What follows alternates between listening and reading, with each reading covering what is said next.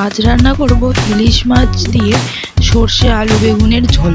প্রথমে ইলিশ মাছটা এখানে আমি নিয়েছি 4 পিসের মতো ইলিশ মাছটা নুন হলুদ ভালো করে মাখিয়ে নেব। ধুয়ে নিয়ে ভালো করে ইলিশ মাছ আমার প্রচণ্ড প্রিয় একটা মাছ। তো ভালো করে নুন হলুদ মাখিয়ে কড়াই দিয়ে দিয়েছি বেশ খানিকটা সর্ষের তেল।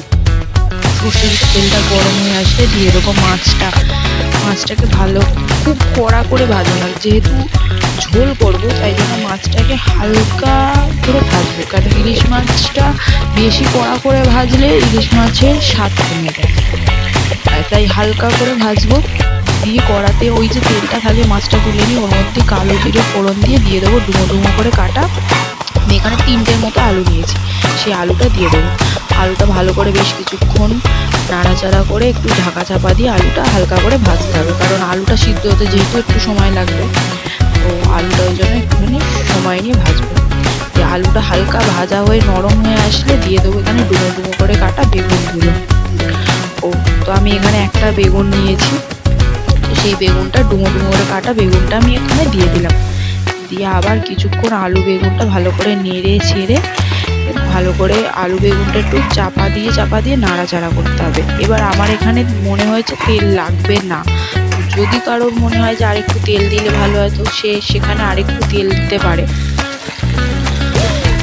ভালো করে ঢাকা চাপা দিয়ে আলু বেগুনটা নাড়তে হবে।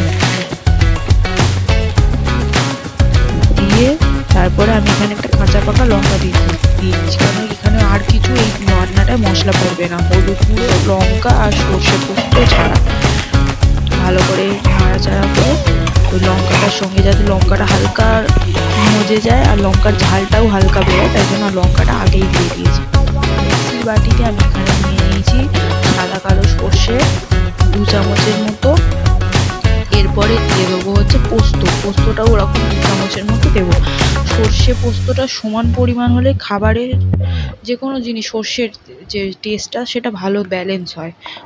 এবার দিয়ে দিয়েছি একটা কাঁচা লঙ্কা, দিয়ে ভালো করে পেস্ট করে নেবো। এবার এখানে দিয়ে দিলাম একটু জল, আলুটা সিদ্ধ হয়নি বলে ভালো করে 1 কাপের মতো আমি এখানে জল দিয়ে দেবো। দিয়ে আবার একটু নেড়ে চাপা দিয়ে আলুটা সিদ্ধ হতে দেবো। মাঝখানে আমি একবার নুনটা দিয়ে দিয়েছিলাম, নুনটার ক্লিপ নিতে ভুলে গেছি। তো নুনটা আর ঝালটা যে যার স্বাদ মতো দেবে, এখানে কিন্তু একটু ঝালটা নুনটা ভালো থাকলে বেশি থাকলে ভালো লাগে। এবার লাস্টে নামানোর আগে দিয়ে দেবো একটু সর্ষে পোস্তটা দিয়ে 1 থেকে 2 মিনিট ফুটিয়ে মাছটা দিয়ে ভালো করে একটু ফুটে উঠলেই আমি নামিয়ে নেবো।